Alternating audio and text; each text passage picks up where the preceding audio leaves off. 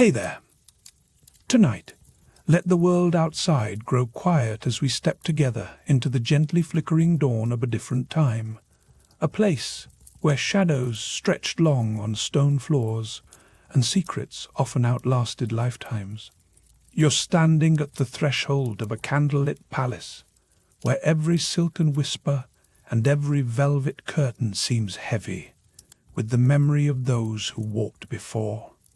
A single royal birth, centuries past, would come to symbolize the hidden costs of keeping bloodlines tight. Not a trumpet of glory, but a hush that lingers in the halls.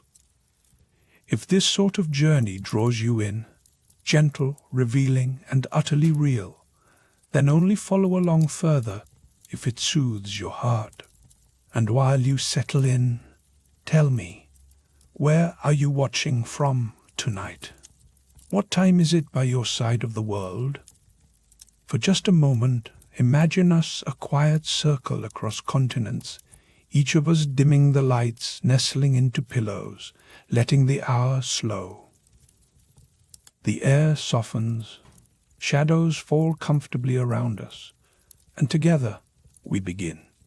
You step into the drafty hush of a stone palace, where the corridors wind like secrets beneath the gaze of ancient portraits. Candlelight pools on polished flagstones. Wax softens the air with its honeyed, smoky perfume. Listen to muffled laughter from a distant chamber and the slow, demure clip of embroidered slippers on cold stone. In this world, every shadow could hide a plot.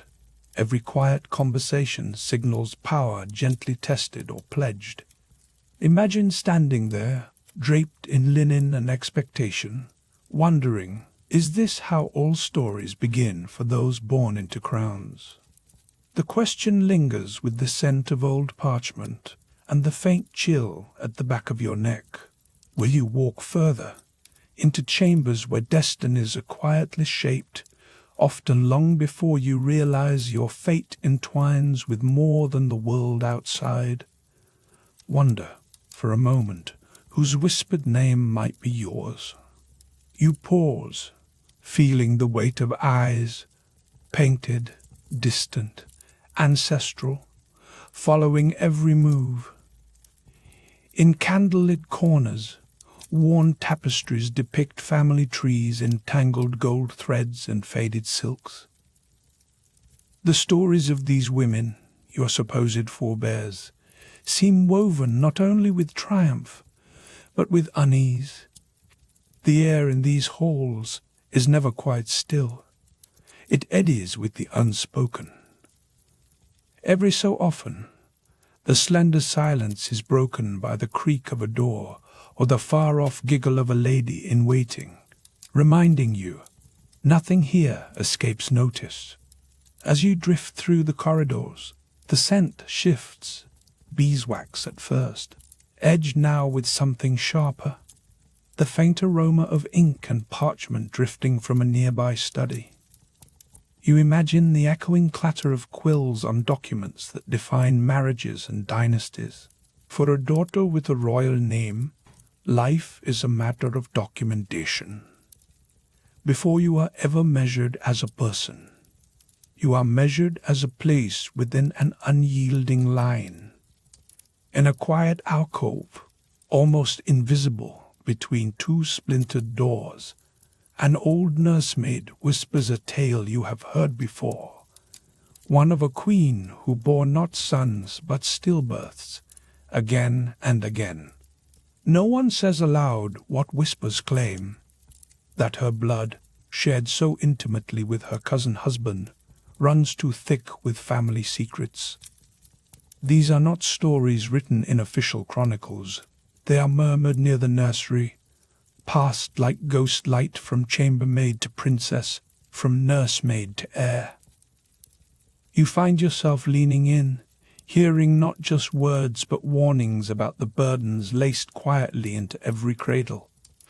Just as you begin to settle into the faint rhythms of castle life, mornings amid cold stone, afternoons haunted by protocol, a sudden pattern shift. A messenger storms up a stair. His boots strike sparks on the flagstones. A sealed letter is left on a side table, its wax still tracing the warmth of a royal signet. You realize every day here could change everything, not with armies, but with a single vow, a single cousin, chosen or lost. Your future could be charted by a slip of parchment traded in the chill before dawn. The palace rustles with anticipation. There is poetry to this tension, a gentleness, a vulnerability just beneath the surface of courtly ritual.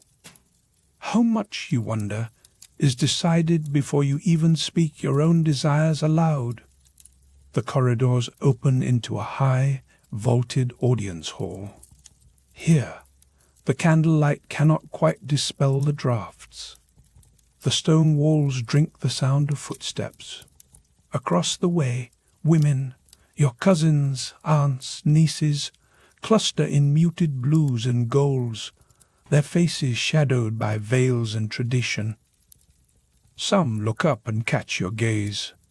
You recognize unease in their posture, a kind of restless awareness. Do they, too, sense what is spoken only at night, in whispers behind brocade screens? At times, your own reflections in leaded glass seem less your own than those of women you have never met, but who still shape your fate. Their portraits line the upper gallery, eyes half-lidded, suggesting burdens only their letters ever confessed. You feel your breath catch, a spontaneous shiver, as if someone, somewhere up among those painted faces, has called your name. You slip through an inner doorway, drawn by muffled conversation. The sound resolves as a handful of ladies discussing the fate of Maria of Spain, her wedding, her children born feeble, her eyes downcast when the midwife leaves with empty arms. The hush is not of reverence, but of rueful knowing. You imagine Maria standing here, years ago, candlelight trailing fingers along her nightdress, waiting for news from a distant uncle, or from the physicians who whisper about blood as if it were a curse rather than a lineage. That word, blood, carries weight here. It shapes marriages, inspires wars, closes labyrinthine doors. It can bring down a queen, not with a sword, but with a silence, with the careful management of rumors and relatives. You catch the careful way the ladies' voices drop when speaking of her husband, who is also uncomfortably her cousin. In this world, women exist both as precious vessels and as pawns in a game played over generations. What must it be like, you wonder, to feel your entire future pressed between pages of a dusty ledger? Maybe you pause, running your own fingertips along the cool seam of a windowsill, marveling or quietly despairing at how the wild, tangled forests outside are so very unlike the tamed, relentless order of this place. The air grows colder, and you pull your shawl tighter, realizing that the stories whispered tonight will not leave with the dawn. They will live, handed down, reshaped and blurred, but never quite escaping the thick, braided thread of your family. As the candles gutter and sputter, it strikes you, these palaces, for all their grandeur, are cages of another kind. A draught stirs, and the conversation of the courtiers shifts. You notice how the courtiers gesture subtly to family trees displayed on faded tapestry, tracing branches that bend and cross, names repeating through the generations. These are not merely records, they are lifelines, and sometimes the first warnings of danger to come. You find yourself standing in the half-lit heart of a Habsburg castle. A courtier's whisper carries across the corridor, muffled by thick tapestries but heavy with intent. The hush is always deeper at these family gatherings. When a new marriage is plotted, faces glance not away in embarrassment, but toward scrutinizing jawlines, the arch of an eyebrow, searching for kindred hints. Would you find it odd to call a future husband a cousin? In these walls, it is not only accepted, but expected. In that slow procession of arranged unions, daughters become bargaining chips, and the rooms you pass reflect both comfort and constraint. Velvet drapes to soften the cold, but no doorway truly private. Every footstep you hear in the corridor might mean an urgent summons, an advisor eager to explain why a second cousin's hand is the only logical fit for your own. The words, bloodline, and purities circulate, more precious than pearls. Yet beneath the sweetness of the beeswax, the trace of something sharper lingers, anxiety tucked behind calm faces. At dinner, silver spoons clink against porcelain, but you watch how fingers tighten around goblets when the matter of marriages comes up. A single miscalculation, one generation paired too closely, can upset the careful balance between advantage and ruin. Over time, distinctive patterns emerge in the portraits you study, lining the gallery's echoing halls. Family likenesses stack and deepen. A queen's features seem to double themselves in her children, then again in her grandchildren, until faces recur with eerie inevitability. You count similarities, the downward swoop of a nose, the tilt of a chin, as if the family tree itself is curling inward upon its own roots. Have you ever tried to trace which ancestor still peers out from your own reflection? As you move from one chamber to another, everything in these palaces conspires to remind you of the price of closeness. In Spain, the Habsburg emblems glint above lintels, a persistent herald revealing dynasties intent on keeping their legacy unbroken.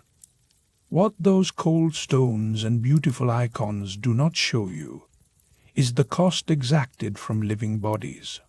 There is a daughter, perhaps 15, sitting by a frost-veined window, her breath fogging the glass as she listens for news from the king's advisers. She has already been told, twice, that her future will be decided by the technicalities of cousinship. You imagine her tracing the outline of her lips, wondering if they curve just like her mother's, or, more chillingly, her father's sisters. In France, the light slants through stained glass to illuminate a queen's private study. She moves her fingers over a scrap of parchment filled with names, her rivals, her allies, her future children. It is here, secluded and silent, that numbers become fates. Is this the safety her family promises, or another kind of entrapment, bound by rings and signatures, not just duty? And when the time comes to introduce a new princess at court, the air thickens with expectation. Shapes of aunts and uncles, cousins and siblings swirl in the candlelit swirl of whispers. Is her complexion a little wan, her jaw too pronounced, her gait subtly different? Not to worry, the old nurse murmurs, dabbing the girl's brow. Yet, old memories drift through the conversation. Rumors of other daughters who became shadows, quietly set aside when fragility or difference threatened the illusion of strength. You might wonder, in a gathering so tightly confined, how many decisions are driven by hope, and how many by necessity? At a masquerade ball, the laughter echoes, yet the masks cannot hide everything. It is not love that chooses here, but arithmetic. There is always someone counting the degree of relation, balancing fortune against risk, past sacrament against future survival. But consider this. A sudden rainstorm lashes the castle windows, and you catch sight of a solitary girl in a corridor, her profile stark in the flickering candlelight. When you step closer, her blue eyes flick upward, so startlingly similar to her cousins that the resemblance is momentarily disorienting. You sense in her silence a question she will never voice. Is she cherished for herself, or only as a vessel for the family's unbroken line? Which would you fear more, losing your individuality to the dynasty, or risking its future by refusing to play your part? Sometimes, in the stillness after nightfall, the sound of bells reaches you across the stone courtyards. You imagine the royal women in their quiet rooms, weighing the cost of belonging. For every dazzling coronation portrait, there is a daughter who dreads her wedding night, a mother who fears her son's frailty, a young queen who listens for gossip about the way she walks or holds a teacup. The current of worry runs beneath every surface gesture, made plain in the nervous smoothing of embroidered gowns and the hurried consultations with court physicians. The corridors are never truly empty, always filled with echoes of anxiety, anticipation, and the ceaseless calculation of what it means to be both precious and replaceable. The longer you listen, the more apparent it becomes that all these faces and voices have stories that twist and turn behind the formal titles. The dynastic fate is neither simple nor secure. The next time you catch yourself marveling at the grandeur of a painted hall, ask yourself, what did it cost, in truth, to keep bloodlines so pure? From the audience chamber, as torches gutter and throw long shadows along the flagstones, you move toward the nursery wing. The passage grows colder, and the atmosphere grows heavier still, infused with the faint sweetness of beeswax and an undercurrent of fear.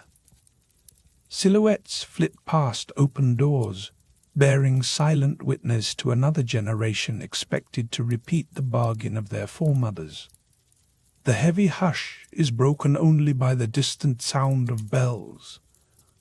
Breathe deeply now. The nursery's air tastes faintly of cold stone, of beeswax drifting from the low candles, and of fabric pressed between anxious fingers. Listen. There, in the muffled stillness, the far-off clang of church bells means nothing to you as a child, just the hour, not the calculation behind every tick. Even now, shadows flicker behind gilt frames.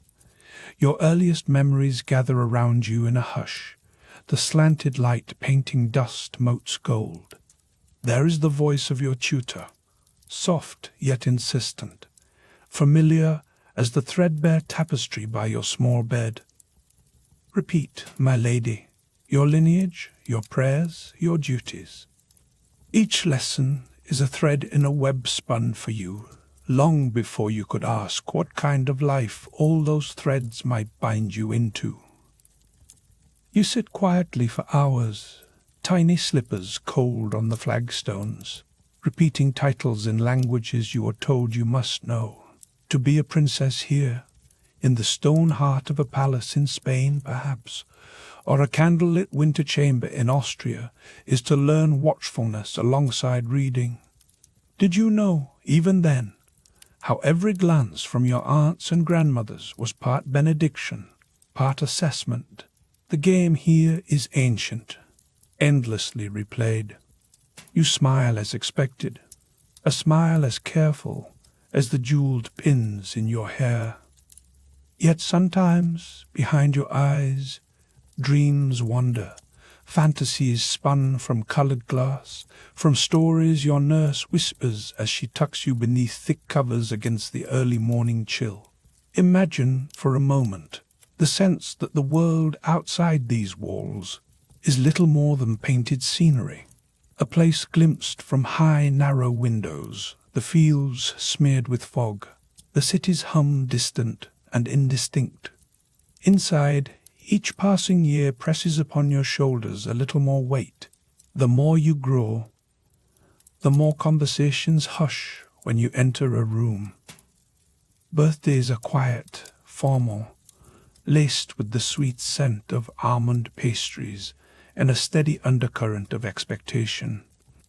With every present, another book, a delicate doll, a bracelet with your ancestor's crest, comes an unspoken message. You are cherished, yes, but you also belong to others. No one explains the full price of carrying an ancient name within a body bound by rules and ties, as old as the stones beneath your feet. You feel its gravity, even before you can name it.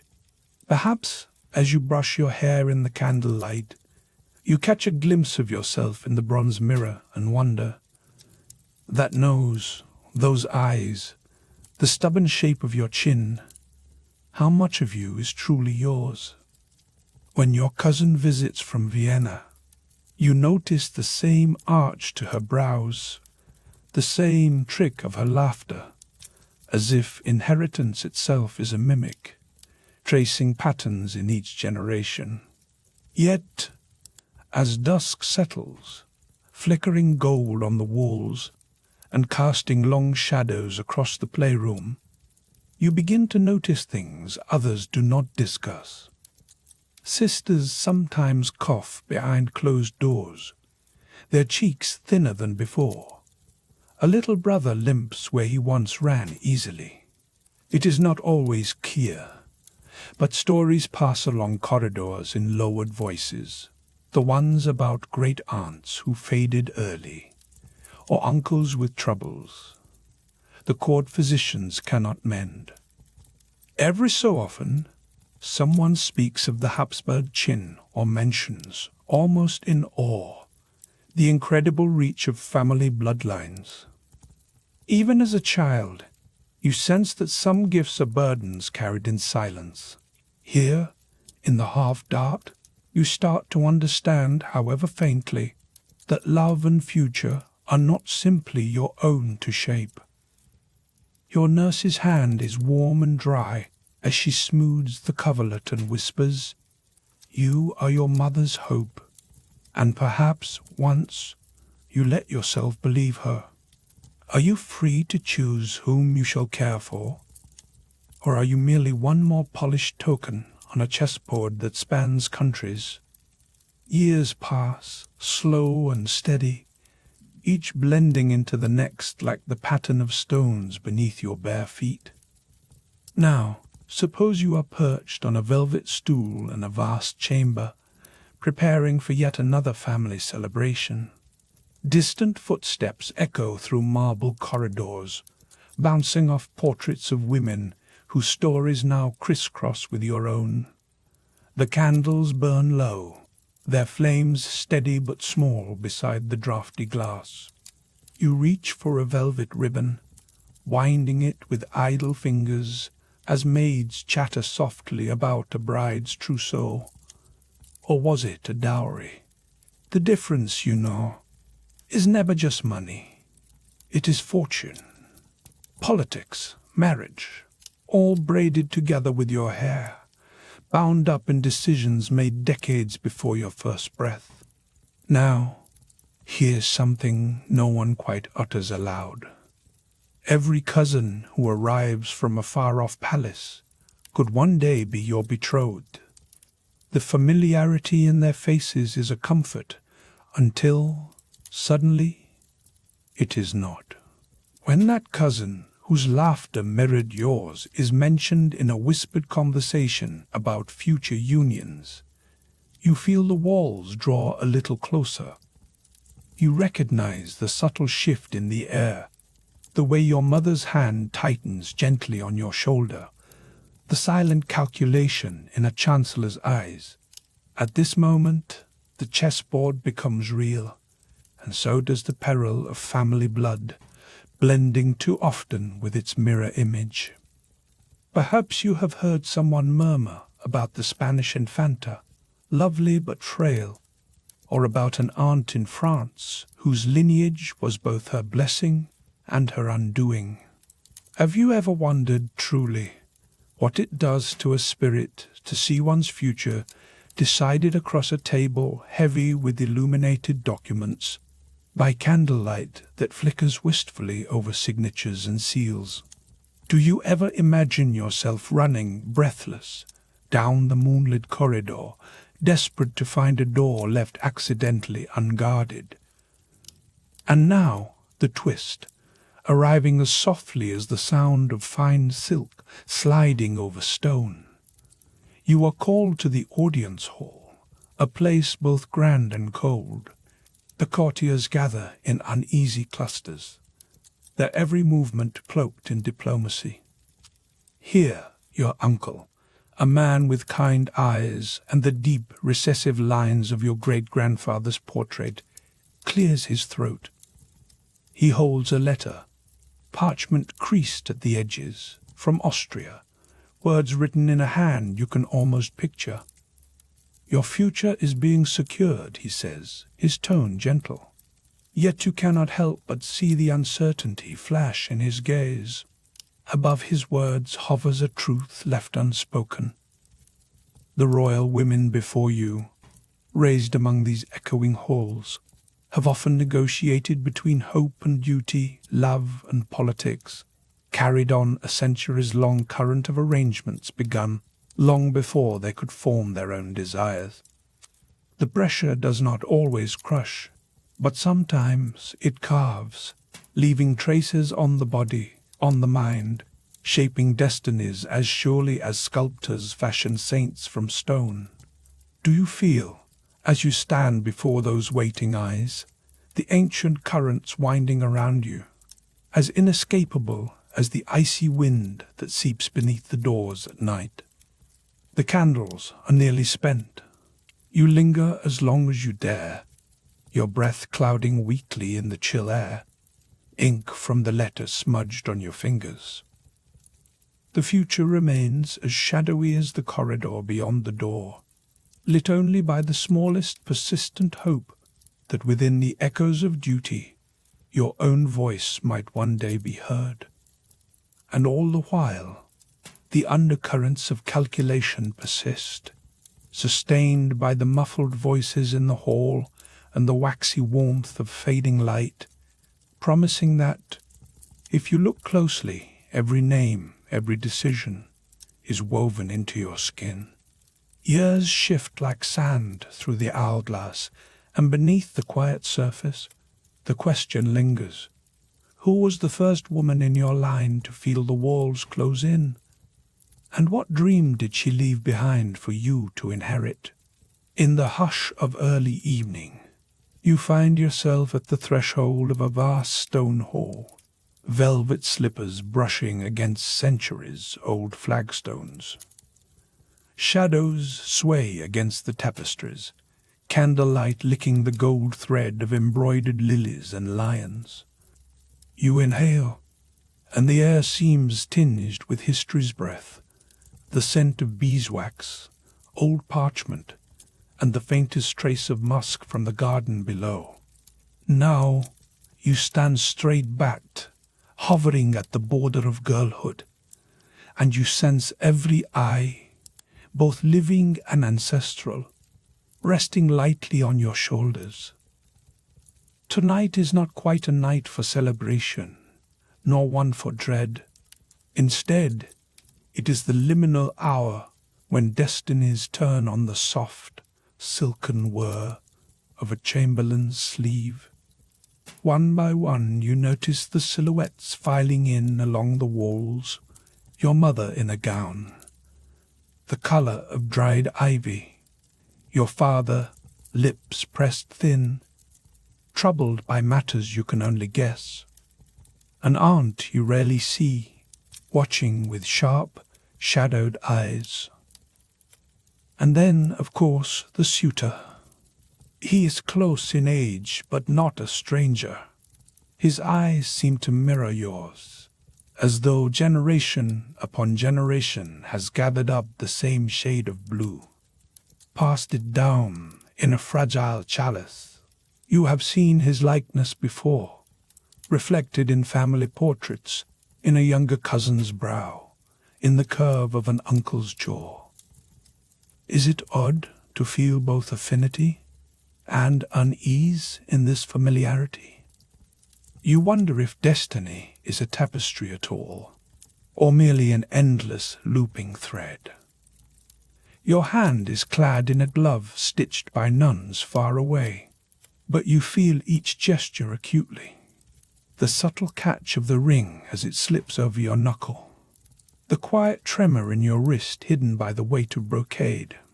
It is as if every movement, every flourish of parchment or signature is not only witnessed, but recorded by the unseen ranks of forebears whose ambitions shaped this moment. Here, weddings are not lapidary affairs spun out of love's longing. They are instruments, precision carved, to hold up entire kingdoms. You mouth the syllables of vows half-learned, your voice low in the candlelit hush, uncertain if the promise changes with each repetition, or if it simply hardens into something unyielding. Did any of the women before you hesitate, as you do now? Outside, the night air is cool and restless, bustling against shuttered windows and the heavy stones that safeguard your world. Inside, every ceremony feels measured, as if the temperature of the room and the flutter of every curtain carries meaning. There is comfort and constraint in the old rhythms. After all, you have been taught that this is the purpose of your lineage, your very existence distilled to this union between two family lines, never too distant. An odd thing happens as the evening shifts and the crowd thins. Through a chink in the window, you hear laughter, sharp and silvery. Not yours, not your cousin's, perhaps not even entirely of this world.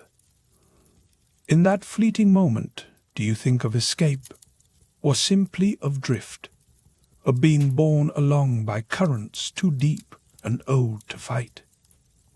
Even your body is not entirely your own. When you smile, you catch sight of that well-known, slightly prominent lower lip, a trait spoken of in whispers by chambermaids and doctors alike. Someone once remarked on the family chin, though any true discomfort hides behind civility and protocol. Little details, a hesitation in your gait, a strange ache after a long walk, unnoticed by nursemaids who share a silent glance, then quietly adjust your cushion or offer you a honey cake before dismissing worries as mere nerves. Perhaps you sense, as you move along the echoing corridors after the ceremony, the almost imperceptible shifting of those family patterns. Each union, at first blush, seems just the next step in a well-worn procession. But tonight, the candlelight plays tricks, casting twin shadows down the length of the gallery, yours and your new husband's, running side by side, yet never quite joining. A twist, unexpected and unbidden, comes in the weeks that follow. While the castle busies itself planning pageantry in your honor, a trusted lady-in-waiting presses a tightly folded letter into your hand. You are surprised to find that it is a note from your grandmother, seldom spoken of, herself married at 14 to a cousin twice removed. Her script weaves between lines of advice and veiled warnings. She writes, not of feasts or fortunes, but of how the most meaningful alliances are the quiet ones, forged between sleepless nights and secret hopes. She urges you to nurture your health, to trust your instincts, and to gently question those who say that family duty must always outrank the longings of the heart. As you read, the wax candle melts steadily toward the table's edge. Do you ponder her words, or do you set them aside with the other expectations? How might your own choices ripple through the years yet to come? Soft footsteps interrupt your reverie. Your new husband enters, silent but not without kindness. He lingers in the doorway, and you notice the same slight stoop in his posture that you sometimes catch in your reflection. You wonder if, despite the spectacle, he too feels the weight of history pressing quietly at the nape of his neck. The fire in the hearth pops, sending a curl of smoke up to the soot-blackened beams above. You realize, with gentle astonishment, that the future is not a straight corridor, but a twisting series of turning points, often set in motion long before your own birth. Is this path made for you, or are you slowly, steadily carving out something new? You smooth your skirts, breathe in the scent of beeswax and ash, and gently tuck the letter beneath your pillow. Outside, the bells sound the midnight hour. Each peal echoes down through history, and you wonder, could you ever step, even quietly, beyond the boundaries set by blood and duty? One morning, you pause before the mirror in your private chamber, candlelight pooling beneath your chin.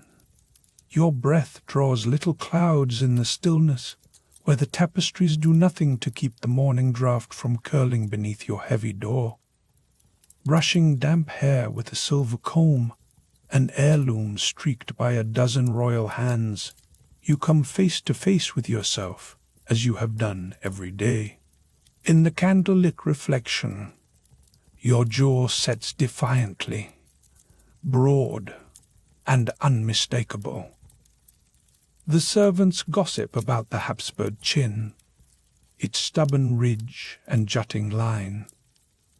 You wonder, has anyone in these halls truly chosen their own features, or is your face only a page in a family ledger, each trait tallied and accounted by generations long gone? The air here is never wholly silent, even at dawn. Somewhere, the faint scrape of boots along cold flagstones and the distant toll of bells mingle with the scent of beeswax and old parchment, marking the hour your life is called to order again. You reach for your necklace, pearl and velvet pressed to your throat, and let your fingertips linger over your pulse. To the world beyond these thick stone walls, you are regal, mysterious. But here, in the hush, you are just a daughter, a niece, someone catalogued in the lineage's long inventory. Outside, through the narrow lattice windows, the pale sun pushes palely across the gardens, reluctant and chill. The figures carved in oil along the corridor beckon you closer. Each is impossibly familiar. The dark eyes, wide brow, pursed lips, and yet anxious, almost pleading in their silence. Some have your grandmother's jaw, others your cousin's slope of nose. You sense, for a heartbeat, that you are surrounded by echoes rather than individuals, the rooms crowded by the repetition of the same handful of faces flickering through the ages. In these moments, does it ever feel as though the air itself brings the whispers of family expectation, that when you hear the rustle of courtiers just beyond the door, or the click of your lady-in-waiting's tongue, they are discussing not only your wedding prospects, but the way your very face betrays their ambitions? If so, you are not alone. Generational inbreeding wove destiny and appearance together until neither could be easily separated from the other. Yet the inheritance is not simply bone or bearing. It is the strange aches in your joints when you rise too quickly, the vague fatigue that leaves you pale by noon when the castle is hushed and the candle flames quiver in the draughts. Your body is a map, charting not only the present struggle of powdered faces and arranged marriages, but the winding, knotted legacy left by parents who were often first cousins, and sometimes closer than that. Each slight discomfort whispers warnings of uneven teeth, of fragile jaws, and yes, a fate inked in double lines upon old marriage contracts. You trace the cold marble windowsill, watching a pair of sparrows quarrel outside. The wintry light finds the dust motes swirling, barely illuminating the heavy portrait frame beside your shoulder. There, immortalized, is your great-great-aunt, with a face both beloved and pitied, a symbol more than a woman in the minds of chroniclers. They tell stories about her, stories that trickle through the generations, and you catch hints of them in the way the physicians study you, in the way your governess sighs after reading letters from Madrid or Vienna. And yet, families kept choosing again and again from within their own trusted circle, determined to keep bloodlines pure and alliances unbroken, even as those decisions multiplied what was shared from parent to child. You might notice this most when you are introduced to a new cousin from a far-off palace. She too wears the family jaw, or perhaps the same brittle expression of unease masked by diplomatic poise. On feast days when relatives gather, faces mirror each other from different corners of the room, the effect unsettling and intimate all at once. Why did they do it? You hear the arguments behind heavy drapes and between sips of claret. Blood is legacy. Blood is security. Blood is the glue of empire. But living with this legacy is a quieter thing, private and continual, seldom discussed except in distant, polite tones. What is it like to realize that even the smallest gesture, the way you bite your lower lip or smooth your hair from your brow, belongs as much to your ancestors as to you? Would you rebel if you could? Or does the weight of tradition calm you, encasing you in beeswax, sweet routine? Suddenly, a faint knock, your lady-in-waiting slips in, bowing her head before drawing close. She places a folded letter with 2 broken seals on your writing table, the parchment carrying yet another echo of family. It is from your aunt in Brussels, polite prose, a slight tremor in her script. You notice her familiar laments about delicate health and the family's troubles. Your own thumb presses against the lines as you scan, aware now that a network of thin threads connects you, not only by name, but by marrow and destiny alike. These are the hours when you do not think of courts or pageantry. You think, instead, of secret gardens where the air hums with anticipation, where the rules of blood and alliance disappear beneath the weight of lavender and sunlight. You close your eyes, listening, and for a moment the lines of duty blur at the edges. But only for a moment. From the corridors, a sudden heated murmur, a burst of voices, urgent and carrying. Your mind sharpens, the memories of old stories stirring. Was it not your aunt who could not eat solid food? The cause traced back with a surgeon's certainty to jaws that did not quite meet. Or your cousin, forced to wear thick veils to conceal features that marked her as different, her reputation shaped before she could speak for herself. These secrets drift through the castle, never quite fading among the staff's wary glances and the ever-watchful eyes of power. Sometimes you sense a peculiar pride in these reminders, as if endurance itself is proof of belonging. It is not all doom and decay. There are moments of tenderness when, perhaps, you are dressing your youngest sister and notice the telltale chin, yet also see sparkling wit in her eyes, or when your mother smooths your hair and recalls a childhood prank shared with a long-dead cousin now captured in paint above the hearth. Sometimes these repetitions, though heavy with consequence, offer a comfort rooted in familiarity. Perhaps that is why, despite knowing the cost, the royal houses on these chilly stone floors clung to their patterns so tightly. Still, in the hush of your chamber, you ask yourself, what is left to inherit when so much is repetition? Does the echo of kinship in your bones bring you closer to history? Or does it close the doors before you can ever choose your own way? Would you, given the chance, step outside this marble and gilt current? Or is there secret power in being the living sum of centuries of hopes and mistakes?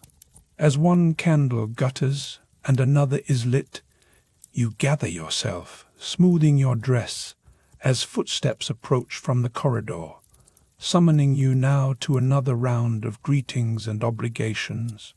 Your reflection in the glass lingers a moment longer, carrying silently all the questions and quiet consequences.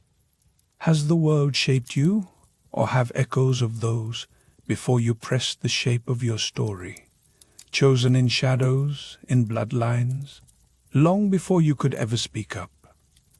The muffled voices grow nearer, promising the next turn in this ancient relay. The air itself thrums with anticipation.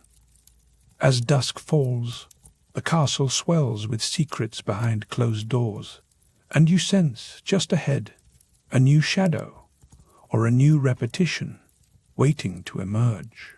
Warm candle wax lingers above the tang of stone and old parchment.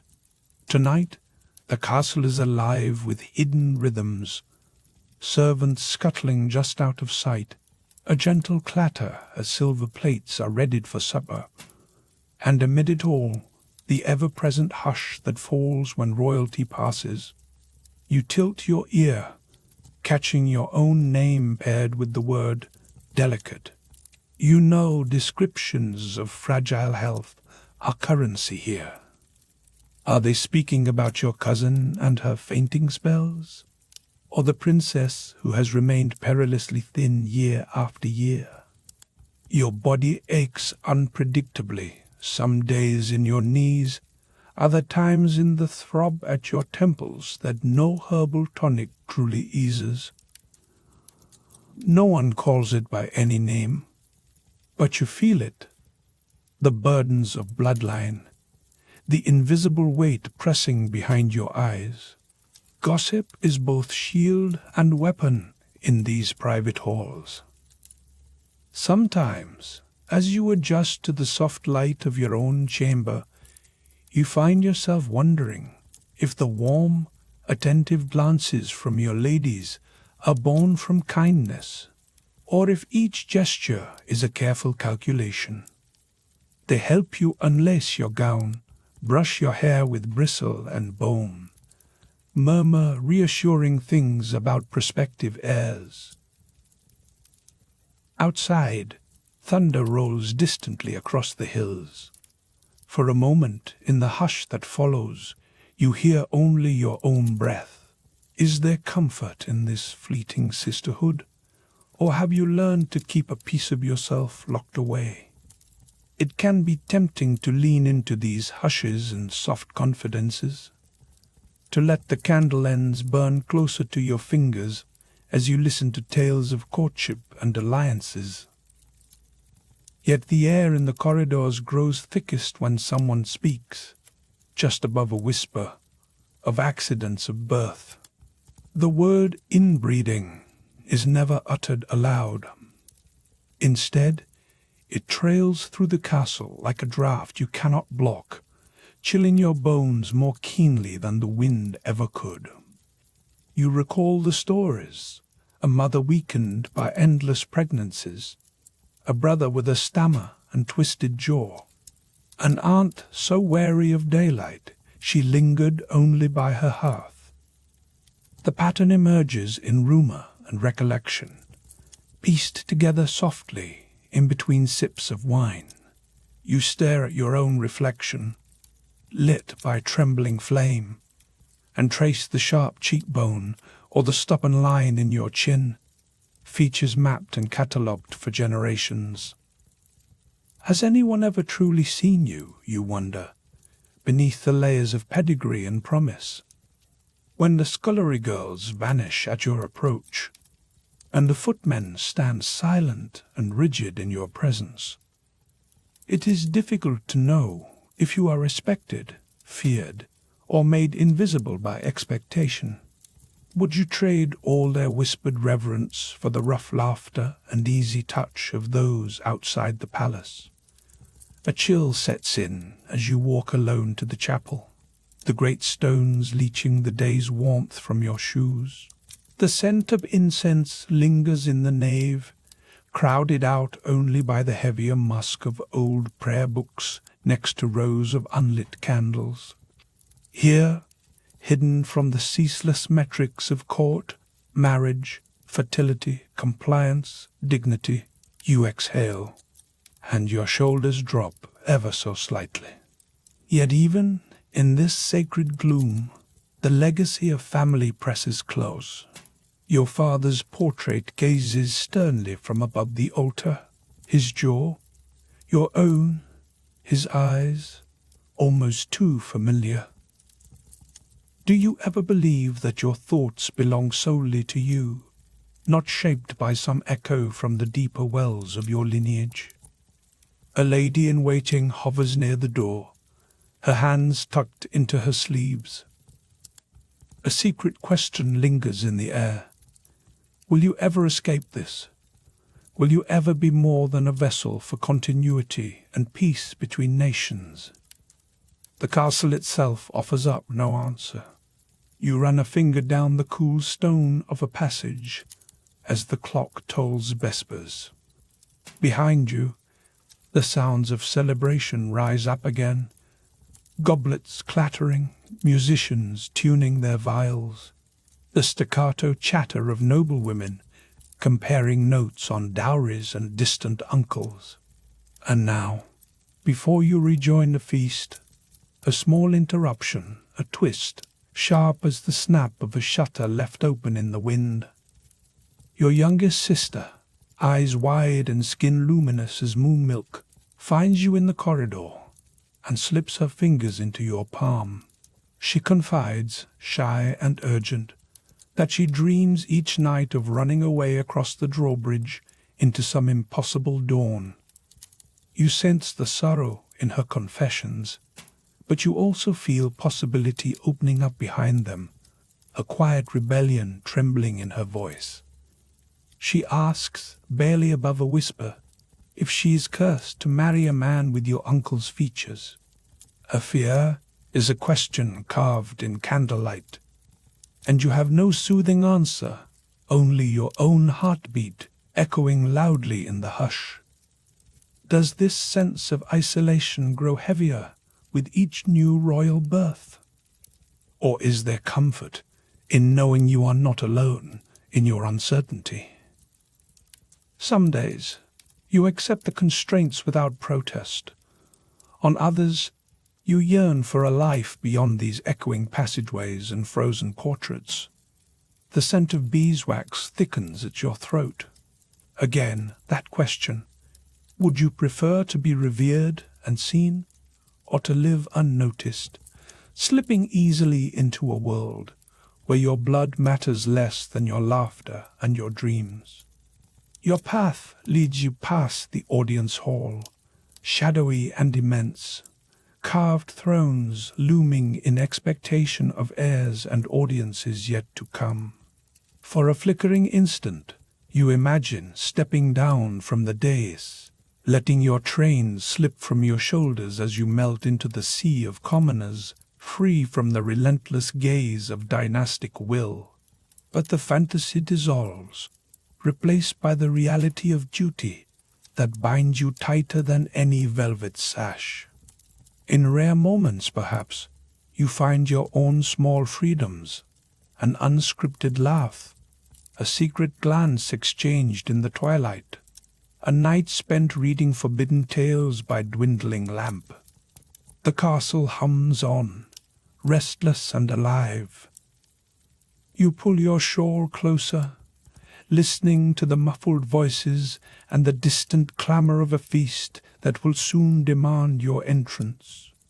In the last blue edge of daylight, as the world narrows to candlelit chambers and stone-cold hopes, you linger on the threshold, poised between control and surrender, private longing and public destiny. Would you give up your chance at respect, influence, or history for the slippery freedom to disappear, just once, into anonymity? For now, you remain, half shadow and half light, waiting for the next dawn, when, once again, every choice will be measured and every gesture watched. And so, as the music quickens and your name is called down the corridor, you turn, heart juddering, eyes bright with secrets, knowing that the night will bring new rumors, whispered aches, and the silent questions that no feast or candle can truly dispel. Just beyond, as the last bell of Vespers fades, you feel the first pulse of anticipation for the hours that come before the world wakes, when hope and reality flicker together in the dark. Before sunrise, you sit with restless hands over your swollen belly. The candle beside you is nearly spent, its flickering pool of beeswax light painting the velvet coverlet in gold. The room carries the faint aroma of old parchment wedged between prayers and midwives' recipes. Every sigh, every whispered prayer from the women gathered at the far end of your chamber seems to stitch the shadows tighter around you. In these stone palaces, birth is never simply a private passage. Even here, behind latticed doors and thick tapestry, the outcome of your labor weighs on the court and its watchful alliances. Through the slit of a frost-clouded window, pale blue hints at approaching dawn. Though you try, you cannot ignore the steps echoing beyond your heavy door, the clipped heels of a nurse, the measured tread of a priest summoned prematurely. All along the dim passageways, candle flames waver and snuff out in the breeze. There is a hush, but it's a hush tinged with expectation, as if every stone and every servant is waiting for news. Is it a boy? Will he live? Will he look as he should? These questions linger, no louder than the sound of your own breathing. You reach for the comfort of your mother's hand, her grip soft but insistent, knuckles freckled from stress and years. She murmurs in Castilian, words you recognize for hope and strength. The midwife, face lined and eyes wary, carves out a space at the foot of your bed, her hands roughened by many winters. She shuffles her tools on the tray, a silver bowl, a folded cloth, sprigs of dried valerian. Even she glances twice, not at your pain, but at the slope of your jaw, the set of your mouth, the way features echo through cousins, aunts, and grandmothers alike. Will this child inherit the Habsburg chin, the infamously stubborn jaw that has become a family crest as much as a curse? Outside your chamber, rumors drift along the gallery like wood smoke. The queen's labor is long. The queen is too pale. Every murmured speculation is carried on cold draughts beneath the door and settles along the back of your neck. You squeeze your eyes shut, but you cannot block out the truth, spoken or unsaid. Every birth is not only a hope, but a wager. Somewhere in the bloom, at the edge of hearing, you sense that even the castle walls themselves are waiting to see what dynasty your body will betray or bless next. The pain builds in slow, patient increments. You measure it against your memory of other royal women, names whispered in Latin across generations. Some you have seen only in paintings, young women whose lips never fully closed, eyes too close, set, stiff with the anticipation of a life spent making alliances with their bodies. Their stories reach you draped in caution and secrecy. A princess who bled through endless miscarriages, a cousin who died in childbed, a child marked by the same wan fragility. The midwife sees your searching glance and speaks softly so. Only you, and perhaps your mother, can hear. The Holy Mother guides what the blood forgets, she assures you. Yet you both know better. Each new life, shaped so closely in resemblance to the last, might carry a little more shadow of the past, a heaviness in sleep, a stiffness in the jaw, a quietness that never lifts. Pause for a moment and listen to the hush. Do you hear, just beneath the silence, the way gossip winds like a cold draught through the tapestry-hung corridors? In these walls, a secret is almost never secret for long. Can you recall a time when you were not watched, not compared to a dozen ancestors, not weighed against the family's hopes for a sturdy heir? Now the pain sharpens, ribs pressing against silk as the world narrows to a sliver of candlelight and damp stone. The air is heavy, cut with the tang of beeswax and the metallic edge of sweat.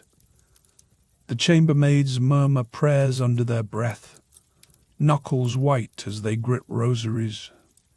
You feel yourself split between hope and resignation. You know that every outcome here is as political as it is personal, each contraction accompanied by a silent calculation. If your baby falters, the treaties and fortunes tied to your womb tremble. Yet no one dares speak what every servant and noble already knows. Suddenly, a commotion rattles the corridor. A messenger dashes through, boots striking the flagstones. The guards at your door stiffen, but no one enters. Outside, the sense of waiting has curdled into anxiety. For a moment, you glimpse fear in the shadows of the tall, dust-silvered mirrors. Here, every reflection is another reminder of the family likeness, traced down bloodlines that have folded back on themselves again and again. Can you escape the patterns inscribed in these familiar features? As the hour stretches on, the pain becomes something else, almost ancient, a force as old as firelight on stone, or the prayers of chambermaids since time immemorial. You remember your childhood, running through gardens under the watchful eyes of tutors and aunts. Back then, you believed you would be free to choose love or happiness. But tonight, your fate is bound up in the veins and bones of your unborn child. A new contraction sends stars swimming behind your eyelids. You cling to your mother's voice, her faith a fragile shield against panic. The midwife checks the progress, her brow pinched in concern, and you see her glance, not at you, but at your mother, and perhaps beyond her, to every mother who has ever sat where you now sit. For an instant you wonder, if you could refuse, would you? Or is this simply what it means to be royal? To stand at the crossroads of hope and rumor, genetics and power? Finally, with a shuddering gasp, the silence is broken by a shrill, uncertain cry. The newborn is lifted toward the patch of candlelight, his skin waxy and unfamiliar, his small body scrutinized by every pair of eyes in the chamber. You hardly dare to breathe as the midwife inspects tiny fingers, the set of the jaw, the way his mouth forms around that first desperate wail. Relief flickers across your mother's face, chased quickly by anxiety.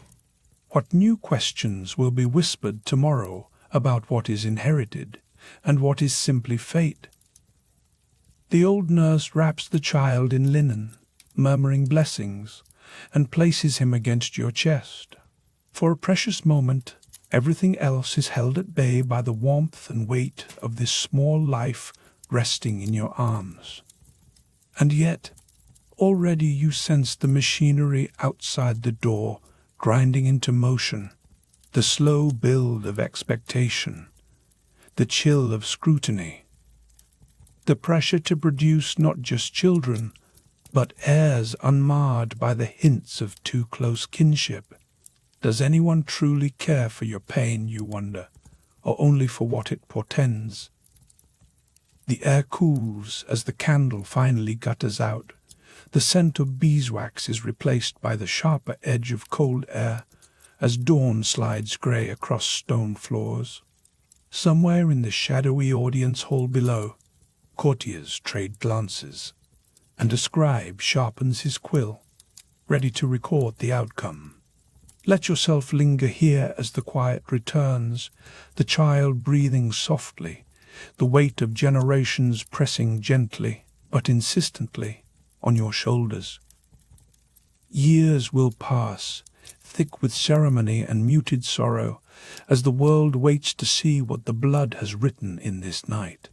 You stand in the hush of evening, fingers curled tight around the balustrade of a narrow gallery. The stone is cool beneath your skin, but sheds no comfort, and a breath of autumn, carrying the scent of wood smoke and damp earth, slides through the crack beneath the heavy door.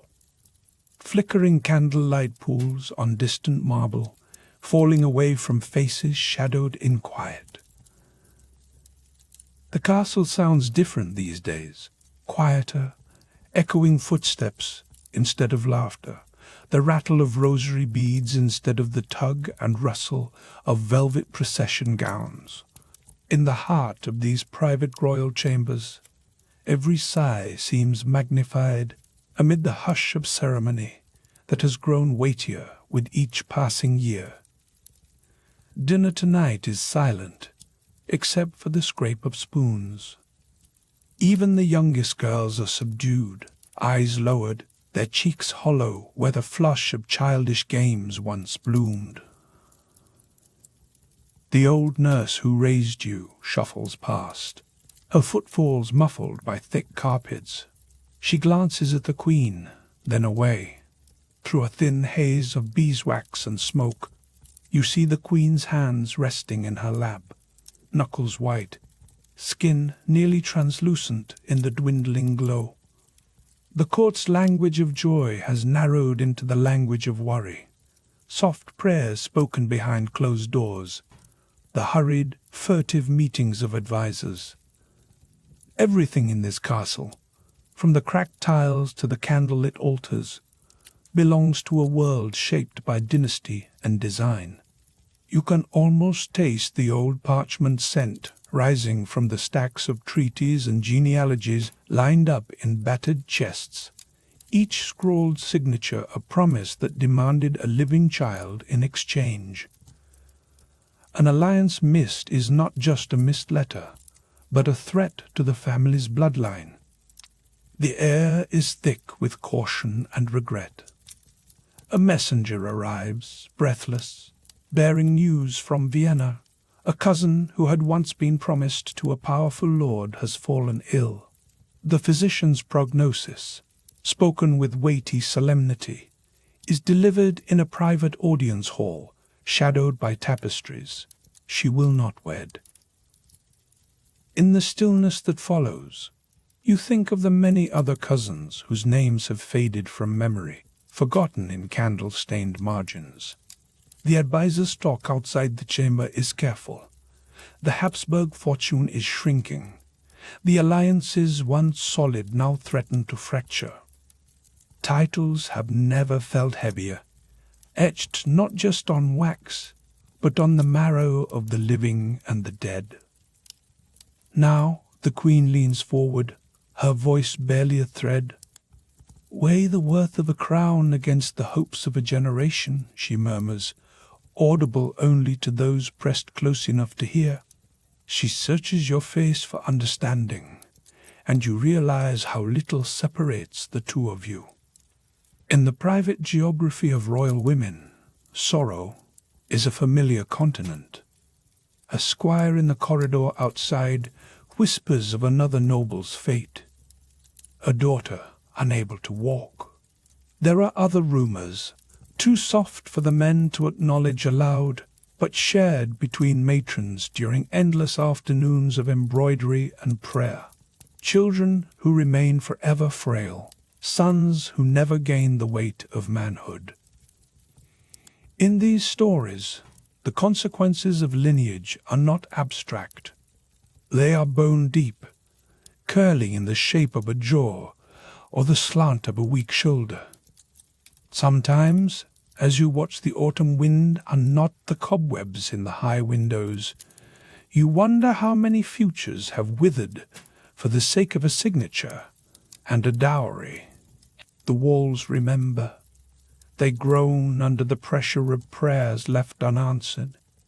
You once believed you might love, truly love, the man your family chose. But as the years unspool, you feel the lines around your mouth deepen, mirroring those etched in the faces of the women seated across from you.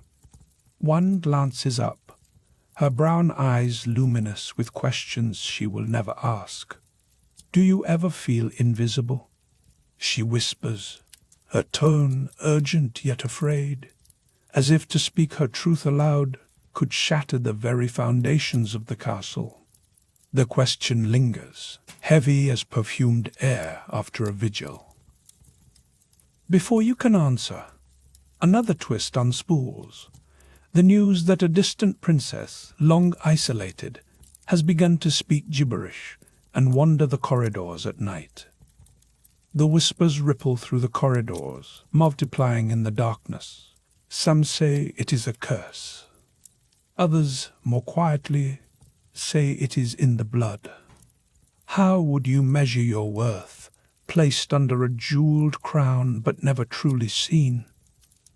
Are you more than a vessel, a cipher in a family ledger?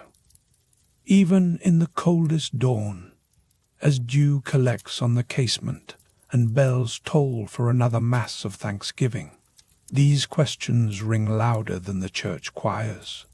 The women here, sisters, cousins, aunts, move with caution, their every step dictated by eyes that never blink, mouths that never truly smile. The hush is broken only by the thud of your own heart in your ears.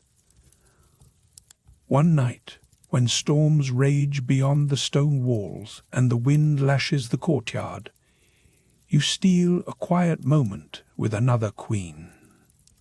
The fire is banked low, the room thick with the scent of melting beeswax and old velvet. She confides after a night of restless silence that she too counts her children by the names scratched from the baptismal rolls, the ones who never saw a spring. Her words hang between you, weighty and inescapable. A private mourning, endlessly recycled across generations. Sometimes you catch glimpses of a different life, a barefoot moment, laughter shared in a sunlit garden before the world narrowed to this cold hall. But this memory fades, overtaken by the urgency of duty, the call to prayer, the obligation to smile through pain. A physician stops by, his tone gentle, but his meaning unyielding. He lingers longer than necessary, offering quiet news about a young countess's health. She is not expected to recover. No one says why. The room feels colder. Yet, in these stone palaces and candlelit sanctuaries, you find small moments of defiance, silent refusals to be erased. A gently clasped hand, a shared glance, the midnight delivery of handwritten notes slipped past guards. Each gesture whispers that you are more than your lineage, more than a price paid for alliance and survival.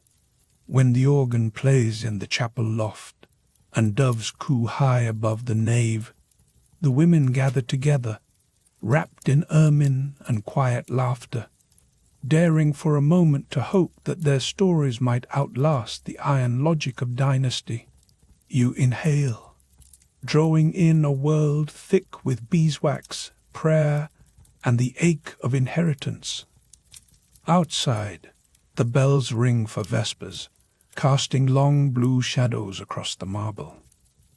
Do you wonder, standing here in this hush of centuries, if anyone outside these walls will ever truly see the woman, and not just the crown? As you turn away from the window, autumn settling deep in the hollows of the palace, you lock eyes with another queen across the candlelit dining table. She is your sister, not by blood alone, but by quiet, unwritten burdens you both have learned to bear. The glow from dripping candles settles across a polished wooden table, its length burdened with silver platters and uneven shadows. You sit at one end, restless fingertips trailing the cool rim of a goblet. Across from you, just within the soft pool of light, a woman mirrors your movements precisely. Sister by birth and sister by expectation, she wears her own royal mask, jaw set gently, but eyes edged with something you recognize in yourself, a blend of hope, weariness, and secrets folded tightly under layers of etiquette. The chamber is quiet, except for the tick of distant clogs in a hallway, and the hush of servants outside, making the silence here feel more precious than gold or title. You send her a half smile, a silent offering. In these small moments, shared at the end of days heavy with courtly ritual, you might allow your gaze to linger, communicating more in a glance than 100 practiced bows could ever express. In her presence, the pressures carved into you by generations of careful, calculated marriages feel less like inescapable fate and more like a story told quietly between kin. All around you, the palace breathes with centuries of sagas. The stone walls, lined with tapestries dark as storm clouds, seem to lean in to listen. Flickering candlelight catches the golden threads in your sleeves, illuminating not grandeur, but the slight tremor in your wrist, hardly visible to anyone but her. What would happen if you could, just for an instant, speak frankly? Could you talk about the aches in your joints that sometimes come on damp mornings long before your prime? Or confess the simple dream of slipping outside, unescorted, just to feel dew on your skin, and not the weight of 1,000 ancestors on your shoulders? At your side, the air is scented with melting beeswax, and the soft must of old parchment, an aroma as familiar as your own breath. This is the underside of royal life, rarely spoken of in chronicles. The way court whispers slip under doors, how the chill never quite leaves your bones in these vast sleeping chambers. You and your sister, though set apart by birth order and titles, share a burden few can see. Yet everywhere you turn, echoes of the same story repeat, through corridors in Vienna, in cloistered French salons, along stone galleries in Spain. As daughters and nieces, cousins and wives, the story of your bodies and fates is written by men who rarely lift their gaze from their parchment ledgers. But in this room, behind a half-closed door, history feels suspended. The fire crackles low. You look to her, not as the Queen's daughter nor the Emperor's niece, but as a woman who knows what it is to ache for an ordinary voice in an extraordinary place. Is it strange, you wonder, how the world expects you to embody dynastic perfection, even as your own health becomes another secret carried along the bloodline? You know the hush at your mother's bedside after another difficult childbirth. You remember the way courtiers avoid your eye when news arrives from some northern palace about yet another cousin, an heir who never learned to walk, a bride shrouded in veils of mourning. Do you ever imagine what it would be like to choose a friend for yourself, or even a husband guided by laughter instead of treaties? It is not a matter of rebellion, only a kind of longing tucked safe beneath layers of velvet and duty. Your sister feels it too, the flinches, the polite silences that fill the room when talk wanders too close to the subject of lineage and health. These are not risks openly shared, merely threads in a tapestry quietly understood, hemmed by the boundaries of the family tree. The hour grows late. Soft voices echo down a draughty corridor as a chamberlain recites the litany of tomorrow's obligations. Your heart picks up a flicker of dread or excitement you cannot quite name. Do you ever wonder, if you closed your eyes at this moment, what version of yourself you might find in another castle, another family, another story entirely? Would you recognize the girl beneath the crown? Suddenly, there is a pattern interrupt, a muffled cry from the courtyard below, and in the briefest moment, something changes. The two of you shift, tensing as if one, every sense stretching toward the night air tinged with uncertainty. For an instant, every prescribed duty slips away. You are not queens, not chess pieces, but sisters caught in a world that rarely grants either of you softness. The walls seem thinner. Every shadow echoes possibility.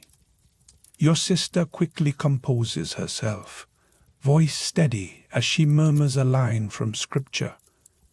You almost laugh and almost weep, reminded of nursery days when the world felt smaller, yet safer. There is a kind of grace in this unspoken bond, a reminder that long after kings and ministers have finished their games, it's these moments, candlelit and half-hidden, that thread your real stories together.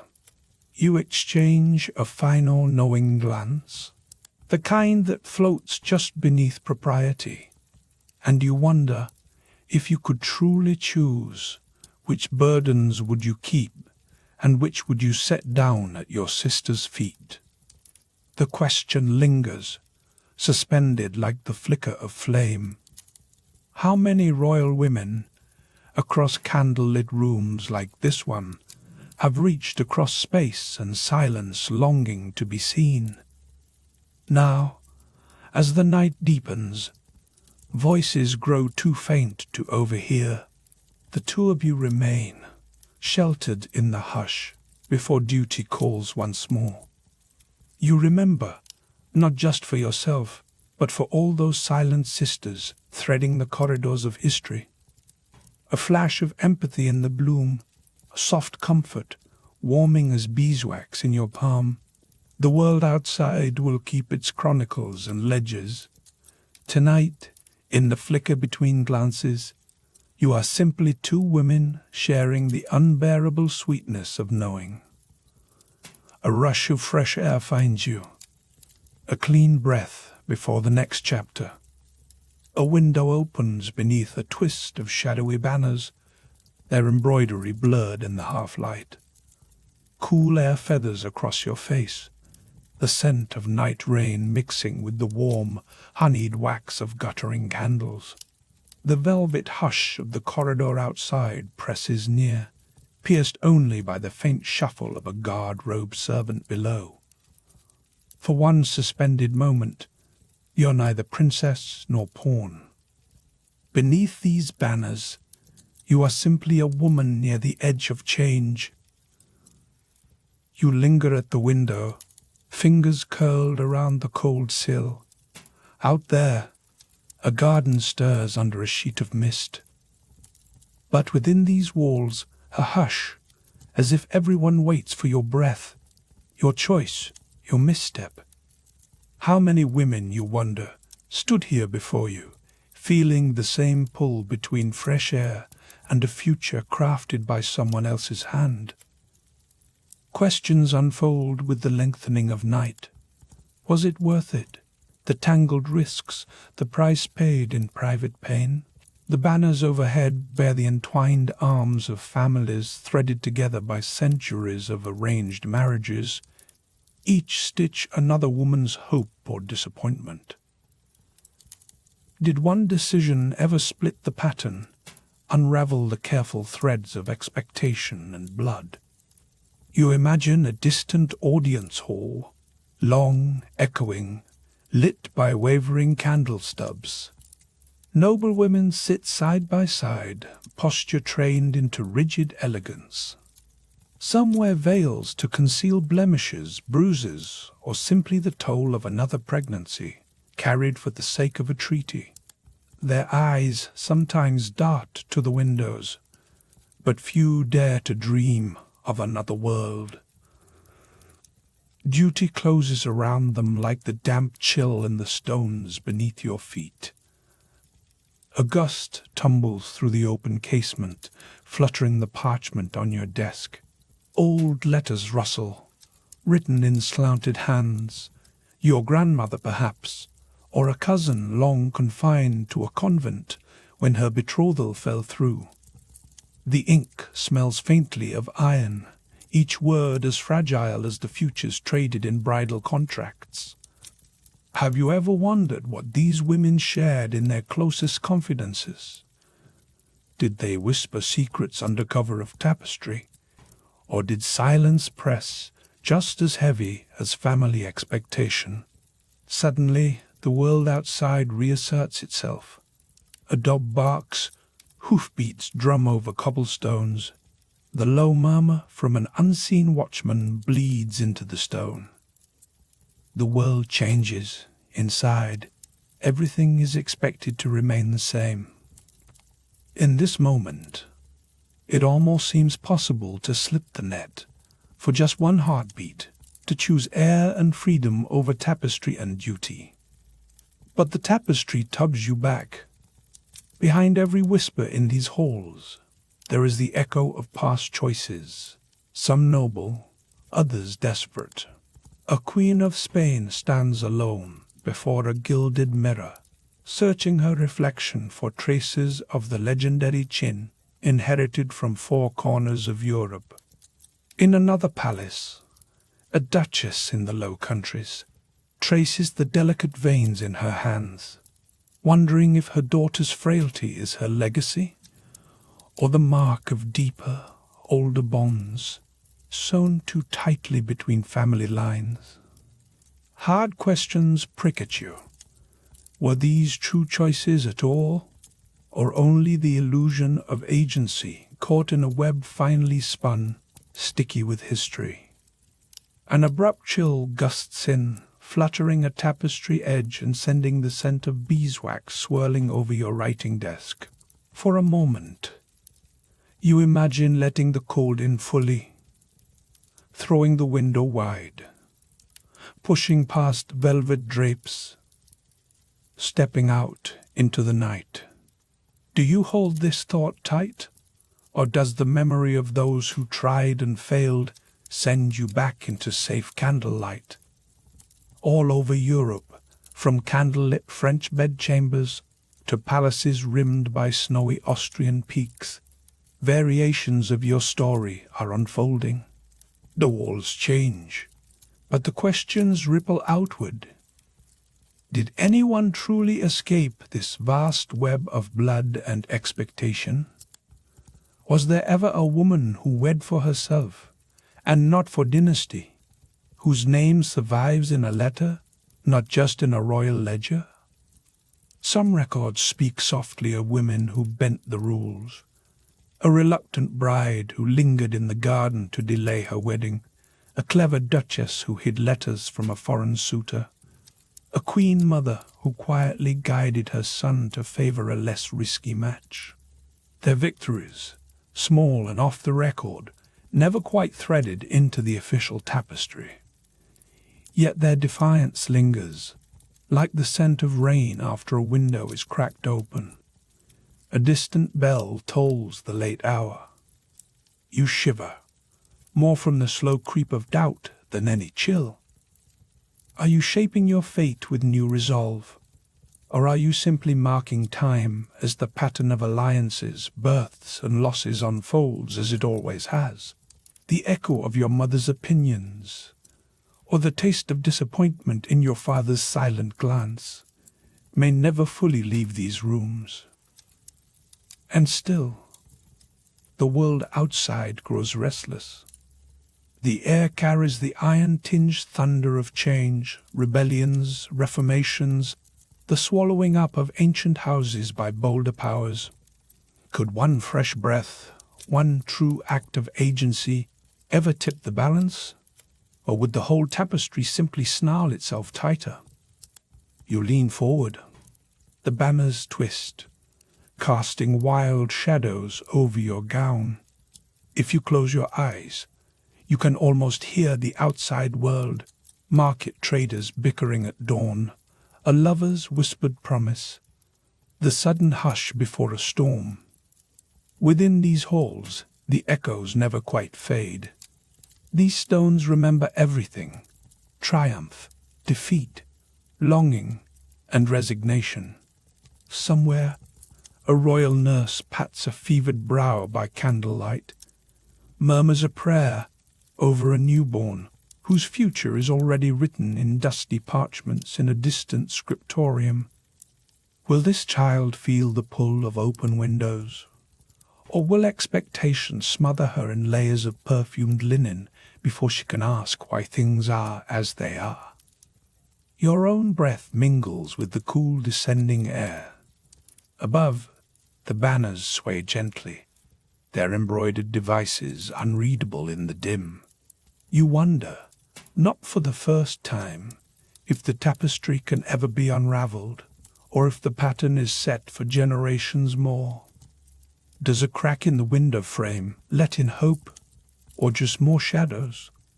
Let these windows stay open, just long enough for you to wonder, to ask your own quiet questions in return. If you stood here now, would you choose the air beyond the curtains, or the safety of the candle's golden circle? The last candle gutters in your chamber, gold wax pooling beside a half-read letter on your writing desk. The chill is sharper now, the world outside hushed and immense. You lift the heavy velvet of your sleeve and feel how the air gathers around your wrist, almost personal, almost alive. Even the silence in these castles seems different in the hour before dawn, full, thoughtful, as if listening back. It is here, behind these thick walls of ancient stone, the generations have weathered the expectations of dynastic blood. You know the routine, the careful arrangement of marriages, the unending attention from distant relatives, the eyes that watched not just what you did, but how you looked and how you laughed. You might remember how the stories always focused on lineage, the importance of an heir, a daughter, a marriage secured like a fortress. In such moments you were both shield and sword, boundary and bridge. Still, for all the talk of power, your world was wrapped in little domestic mysteries. Fingers trailing along rough-hewn window ledges, letters written in candlelight, hurried gossip that slipped through tapestries like wind. You remember the flavor of chalcedony grapes served at dusk, the scent of smoke from fireplaces stoked endlessly against the damp. These memories linger longer than any edicts. But, sublime as these things could be, they did not hush the family secrets. You saw them inscribed in faces, a cousin with a narrow jaw and prominent chin, a sister whose gait was uncertain.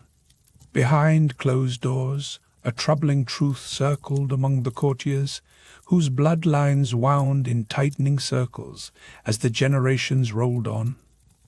Children born at court sometimes learn to keep their smiles closed. Too many teeth, or not enough? A pause here, just for a heartbeat.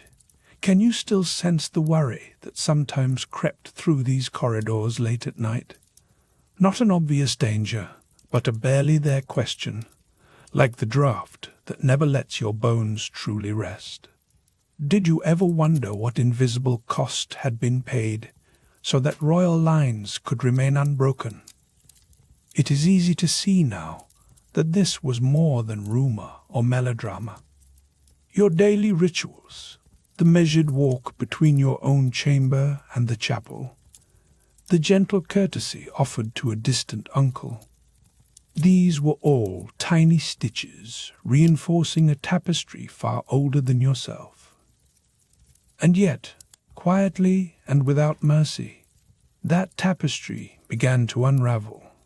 Inbreeding, so often spoken of only in whispers, left marks that were unmistakable, limbs that curved oddly, children who did not see the end of their first winter, and sometimes darker clouds gathering in the mind, turning laughter into silence.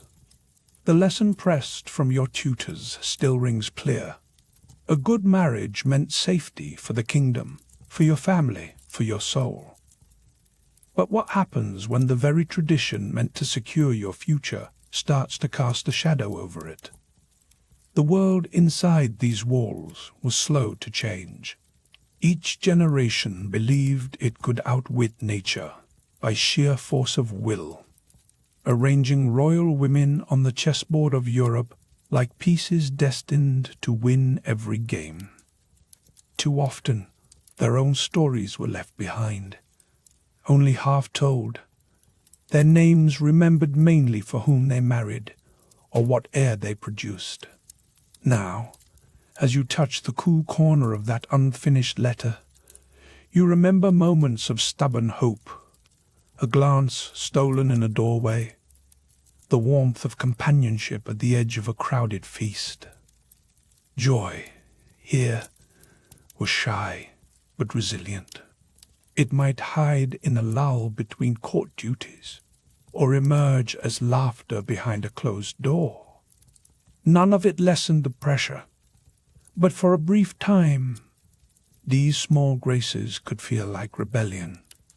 Then, as if on cue, a new noise stirs the room, the creak of a floorboard, a servant shuffling in the hallway, the restless shifting of tapestries in the draught.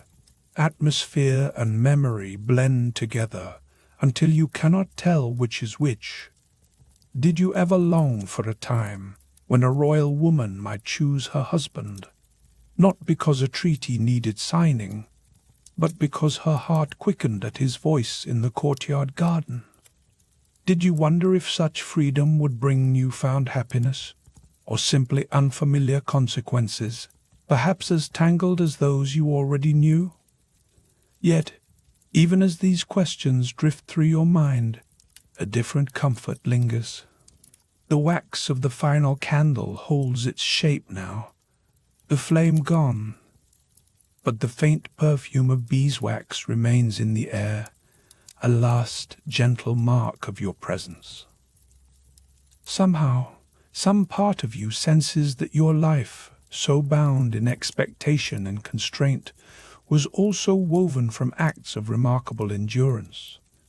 Every choice, every small moment of delight or bravery, leaves a residue, a trace as real as the scent in the quiet room. Listen closely. Beyond the echoing halls, the city outside the castle walls is waking. First, there is only the softest stir. Bakeries firing ovens, gravel shifting under carriage wheels, a dog barking far below the parapets. Then the whole world quickens, colors flooding into the cold grey hours. And here, within these age-old walls, your story does not vanish with the extinguished candle.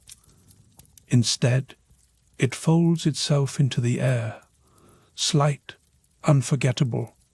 Defying the heavy logic of courtly plans, you realize, perhaps for the first time, that power was never only in marriage contracts or noble pedigrees. It can exist, too, in a forgiving glance, given in private, in a memory made behind brocade curtains, in a story you manage to keep alive simply by remembering.